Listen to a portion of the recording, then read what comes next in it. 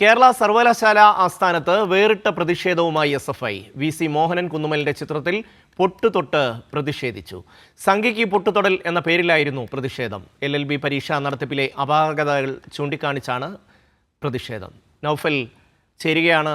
നൗഫൽ, വേറിട്ടൊരു പ്രതിഷേധം, സുന്ദരിക്ക് പൊട്ടുതൊടൽ എന്നുള്ളത് മാറ്റി സംഘിക്ക് പൊട്ടുതൊടൽ എന്ന പേരിലേക്ക് പുതിയ ഒരു സമരമാർഗം. വിശദാംശങ്ങൾ.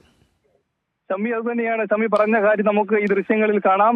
ഈ കഴിഞ്ഞ ചിത്രത്തിലാണ് കേരള സർവകലാശാലയുടെ VC ആയിട്ടുള്ള മോഹനൻ കുന്നുമേലിന്റെ ഈ പറഞ്ഞ സംഘിക്ക് പൊട്ടുതൊടൽ എന്ന ഒരു ക്യാപ്ഷനോടുകൂടി SFI പ്രവർത്തകർ, നമുക്കറിയാം ലോ അക്കാഡമിയിലേക്ക് ഈ മൂല്യനിർണ്ണയ വിഷയം വരെ സങ്കീർണമായി നിൽക്കുന്നു. ഈ VCയുടെ ഭാഗത്തു നിന്ന് വന്ന ഒരിക്കലും വരാൻ പാടില്ലാത്ത ഒരു തരത്തിലുള്ള പ്രസ്താവനയും നമുക്കറിയാം. അത്തരത്തിലുള്ള വലിയ പ്രതിഷേധം കഴിഞ്ഞ ദിവസങ്ങളിൽ കോളേജുകളിൽ ഓണം ആഘോഷിക്കേണ്ട വിദ്യാർത്ഥികളാണ് ഈ സർവകലാശാലയുടെ ആസ്ഥാനത്ത് ഇവിടെ ഇരുന്ന് ഓണം ആഘോഷിക്കേണ്ട ഈ ദൃശ്യങ്ങളിൽ നമുക്ക് കാണാം. ഇപ്പോൾ കൂടെയുള്ളത് SFIയുടെ സംസ്ഥാന സെക്രട്ടറി PS സഞ്ജീവ് കൂടി ചേരുകയാണ്. ഇത്തരത്തിലൊരു വൈവിധ്യമാർന്നൊരു പ്രതിഷേധം. വൈവിധ്യങ്ങളുടെ നാടാണല്ലോ നമ്മളത്. അതോടൊപ്പം തന്നെ സമരങ്ങളും വൈവിധ്യവൽക്കരിക്കപ്പെട്ടുകൊണ്ടിരിക്കുന്ന കാലഘട്ടമാണ്. SFIയുടെ തന്നെ നേതൃത്വത്തിൽ ഡൽഹിയിൽ നടന്ന സമരങ്ങളെ നിങ്ങൾ കണ്ടിട്ടുണ്ടാവും.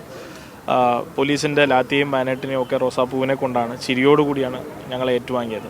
അതുപോലെ തന്നെ ഇവിടുത്തെ സംഘപരിവാറുകാരനായ BCയുടെ തെറ്റായ തീരുമാനങ്ങളും അദ്ദേഹത്തിൻ്റെ ജൽപ്പനങ്ങളും വർഗീയവാദത്തെയും ഈ നിലയിലാണ് ഞങ്ങൾ നേരിടാൻ ഉദ്ദേശിക്കുന്നത്. അപ്പോൾ ആ നിലയിലാണ് ഈ സമരത്തെ മുന്നോട്ട് കൊണ്ടുപോകുന്നത്. ന്യായമായ ആവശ്യമാണ്. അപ്പോൾ വിദ്യാർത്ഥികൾ 5 ദിവസത്തിന് മുകളിലായി ഈ സമരത്തിൽ തുടരുന്നു. ന്യായമായ ആവശ്യം, കാരണം അവരുടെ പരീക്ഷാ പേപ്പർ കൃത്യമായി വാല്യൂ ചെയ്യണം എന്നാണ് ആവശ്യപ്പെടുന്നത്. അത് അവരുടെ ഭാവിയെ സംബന്ധിക്കുന്ന കാര്യമാണ്. ഇതിലെന്താണ് വാശി എന്ന് മനസ്സിലാവുന്നില്ല. അത് ഡബിൾ വാല്യുവേഷന് പകരം റീവാല്യുവേഷൻ, നേരത്തെ ഉണ്ടായിരുന്ന റീവാല്യുവേഷൻ നിലനിർത്തണം. അതോടൊപ്പം ഹോം വാല്യുവേഷൻ മാറ്റി സെൻട്രലൈസ്ഡ് വാല്യുവേഷൻ ഉണ്ടാക്കണം. അതോടൊപ്പം തന്നെ ഈ റീവാല്യുവേഷൻ ഒരു പേപ്പറിന് 850 രൂപയാണ്. 20% കൂടുതൽ മാർക്ക് കൂടി വരികയാണ് എല്ലാ റീവാല്യുവേഷനും. അതിനർത്ഥം പ്രോപ്പറായ വാല്യുവേഷൻ നടക്കുന്നില്ല എന്നാണ്. അപ്പോൾ തന്നെ നമ്മൾ മനസ്സിലാക്കേണ്ടത് ആ റീവാല്യുവേഷന് വേണ്ടി വാങ്ങുന്ന തുക തിരികെ കൊടുക്കുക എന്നുള്ളതാണ്. അതും കൊടുക്കാൻ യൂണിവേഴ്സിറ്റി തയ്യാറാവുന്നില്ല. അങ്ങനെ കൊള്ള നടത്തിക്കൊണ്ടിരിക്കുകയാണ്. അപ്പോൾ അത് ഒഴിവാക്കി കൊടുക്കണമെന്നാണ് ഞങ്ങളുടെ ആവശ്യം. ആ ആവശ്യം വളരെ ജെന്യുവനാണ്. ഇക്കാര്യത്തിൽ വളരെ ഗുരുതരമായൊരു കാര്യം, മന്ത്രി റോജി എം ജോണിൻ്റെ കൂടി പ്രതികരണം ചോദിക്കുമ്പോൾ ഒരു തരത്തിലുള്ള പ്രതികരണം അദ്ദേഹത്തിൻ്റെ ഭാഗത്തു നിന്നുണ്ടാകില്ല, പറയാൻ ആഗ്രഹിക്കുന്നില്ല, അല്ലെങ്കിൽ ഒഴിഞ്ഞു മാറുകയാണ് ആ ചോദ്യങ്ങളിൽ നിന്ന്. പോർട്ട്ഫോളിയോ ഇല്ലാത്ത മന്ത്രിയായിട്ട് വേണം അദ്ദേഹത്തെ എനിക്ക് കാണാൻ എന്നാണ് എനിക്ക് ആവശ്യപ്പെടാനുള്ളത്. കാരണം അദ്ദേഹത്തിന് എന്തെങ്കിലും പോർട്ട്ഫോളിയോ ഇന്ന് കേരളത്തിലുണ്ടെന്ന് എനിക്ക് തോന്നുന്നില്ല. അദ്ദേഹം പൂർണ്ണമായും സംഘപരിവാറിൻ്റെ ഗവർണറും VCയും പ്രിൻസിപ്പൽ സെക്രട്ടറിയും എന്തൊക്കെയാണോ തീരുമാനിക്കുന്നത് അതിനൊക്കെ കൈയടിച്ചു കൊടുക്കുകയാണ്. ഇന്നലെ സംസ്കൃത സർവകലാശാലയിൽ 30 ദിവസമായി സമരം ചെയ്യുന്ന വിദ്യാർത്ഥികളെ 24 ദിവസവും അദ്ദേഹം തിരിഞ്ഞു നോക്കിയില്ല. 24ാമത്തെ ദിവസം അവിടെ നടന്ന സിൻഡിക്കേറ്റ് മാർച്ചിൽ അവിടുത്തെ തിയേറ്റർ വിദ്യാർത്ഥികൾ നടത്തിയ ഒരു സമരം, ആ സമരത്തിൽ അവിടുത്തെ ലൈറ്റുകൾക്ക്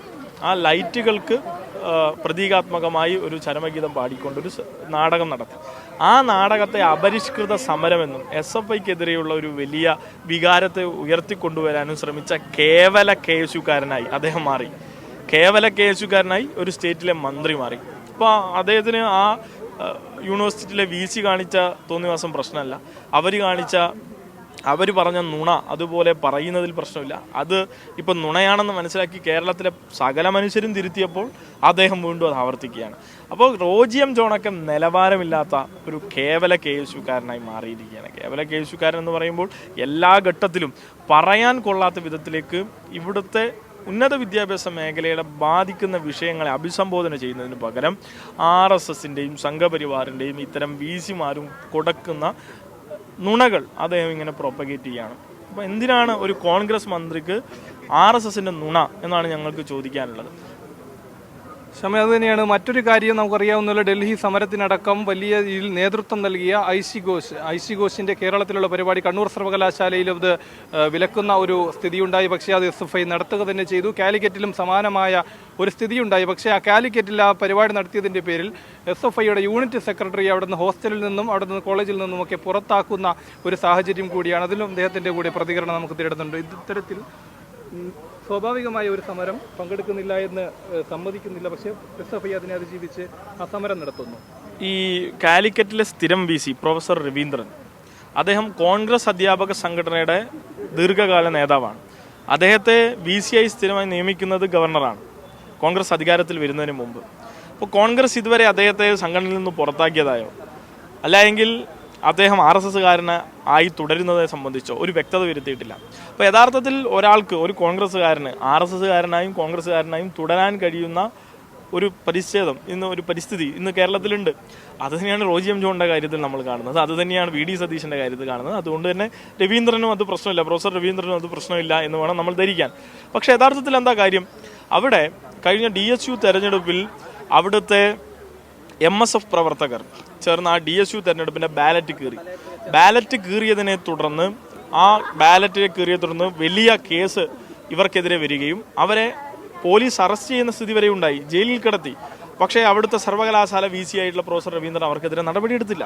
അപ്പോൾ ശക്തമായ സമരത്തിൻ്റെ ഒടുവിൽ അവിടെ മറ്റൊരു ഭാഗത്തെ SFI പ്രവർത്തകരെയും ഇവർ വേട്ടയാടി. ആ വേട്ടയാടലിൻ്റെ ഭാഗമായി അവിടുത്തെ യൂണിറ്റ് സെക്രട്ടറിക്ക് പോലീസിൽ നിന്ന് ഒളിവിൽ പോകേണ്ടതായി വരെ വന്നു. അപ്പോൾ അത്തരം ഒളിവിൽ പോകേണ്ടി വരുന്ന സാഹചര്യത്തിൽ അദ്ദേഹത്തിൻ്റെ സ്വാഭാവികമായിട്ടുള്ള ആ ഘട്ടത്തിലുള്ള 2 മാസത്തെ അറ്റൻഡൻസ് ഉണ്ടായിരുന്നില്ല. അപ്പോൾ അഡ്മിഷന് വേണ്ടി അദ്ദേഹം ആവശ്യപ്പെട്ടു. അഡ്മിഷന് അംഗീകാരം കൊടുത്തു, ഓർഡർ കൊടുത്തു.